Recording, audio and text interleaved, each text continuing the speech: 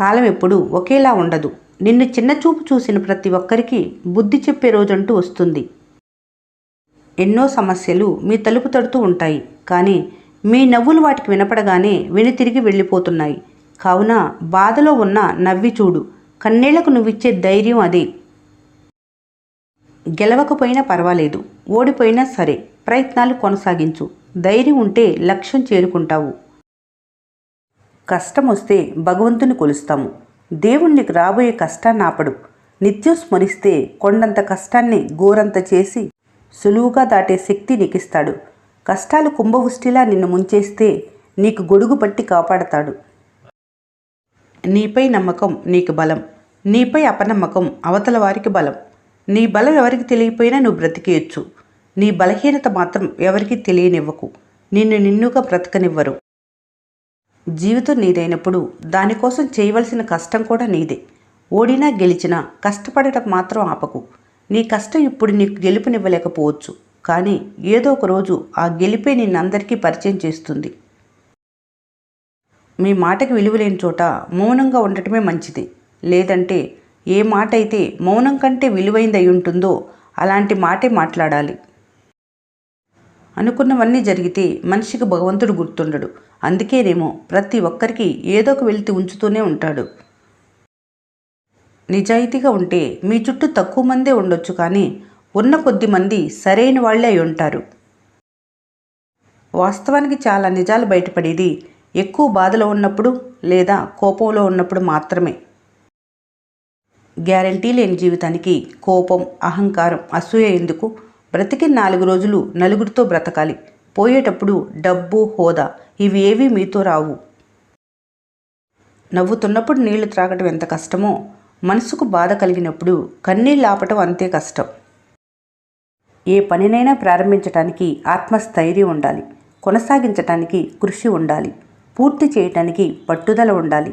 కానీ ఈ 3 దశల్లో ముఖం మీద మాత్రం చిరునవ్వే ఉండాలి. అదృష్టం ఒక్కసారి రావచ్చు. అవకాశం అనేది 2 సార్లు రావచ్చు. నీ కష్టానికి తగ్గ ప్రతిఫలం మాత్రం నీకెప్పుడూ ఉంటుంది. నీటిలో పడ్డ ప్రతివారు చనిపోరు. ఈత రాని వారు మాత్రమే చనిపోతారు. అలాగే సమస్యల్లో ఉన్న ప్రతివారు ఓడిపోరు.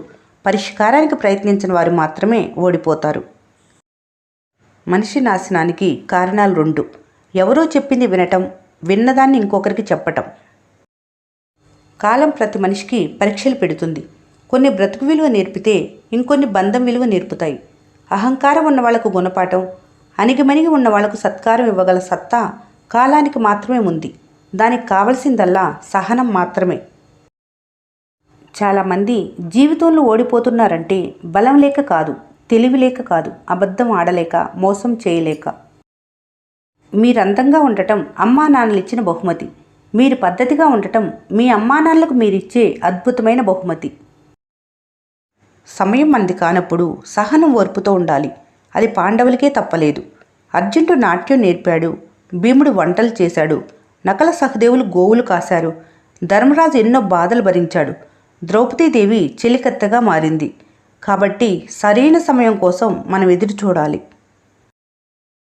నేడు చేయాల్సిన పనిని రేపటికి వాయిదా వేసేవారు నిన్న కూడా అదే చేసి ఉంటారు. జీవితాంతం ఒక బంధం కావాలనుకుంటే క్షమించే గుణం, భరించే ఓపిక మీ మనసుకు ఉండాలి. ఎప్పుడూ కూడా నిన్ను గౌరవించే మనిషిని ఎంచుకో. ఎందుకంటే ప్రేమ కన్నా గౌరవం చాలా ముఖ్యం. జీవితం అనే యుద్ధంలో మీ మొదటి శత్రువు మీ బద్ధకమే. జరిగిపోయిన దానికి బాధపడకు.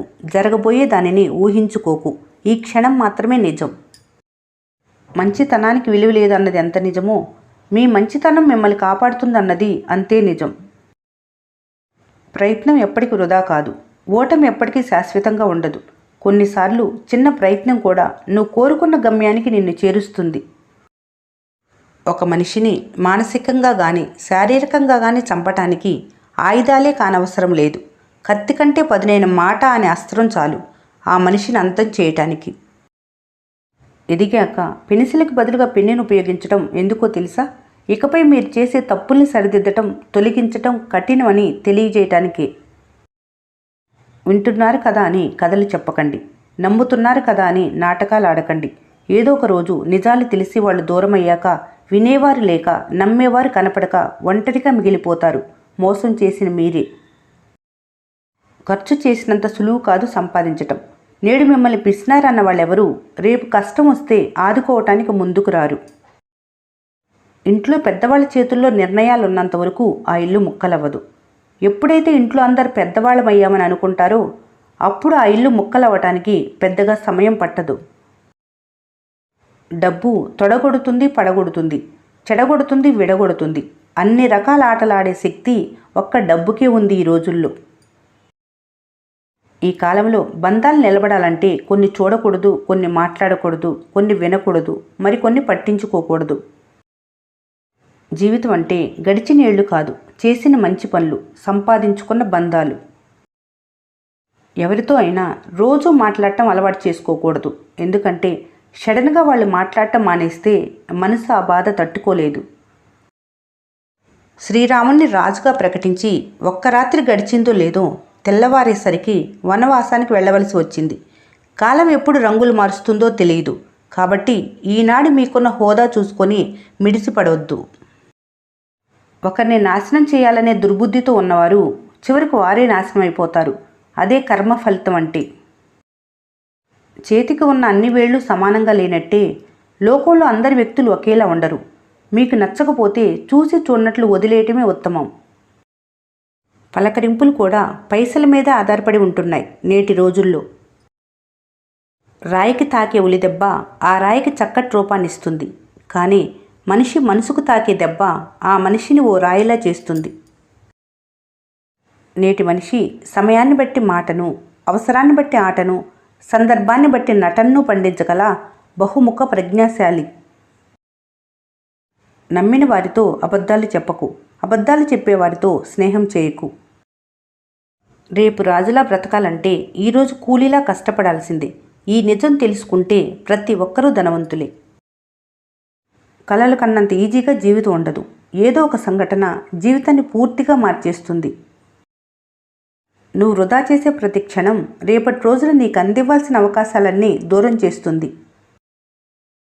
ఒక విత్తనం శబ్దం చేయకుండా పెరుగుతుంది, కానీ ఒక చెట్టు పెద్ద శబ్దం చేస్తూ పడిపోతుంది. విధ్వంసానికి శబ్దం ఉంటుంది, కానీ అభివృద్ధి నిశ్శబ్దంగా జరుగుతుంది. నిశ్శబ్దంగా ఎదగండి. పుట్టుకతోనే పూలవనం కాదు జీవితం. ప్రతి మొక్క నువ్వే నాటాలి, అందమైన వనంగా మలుచుకోవాలి. ఈ లోకంలో పేరు సంపాదించాలి అంటే డబ్బు ఖర్చు పెడితే చాలు. కానీ జీవ గ్రంథంలో నీ పేరు సంపాదించాలంటే నీ జీవితం ఖర్చు పెట్టాలి.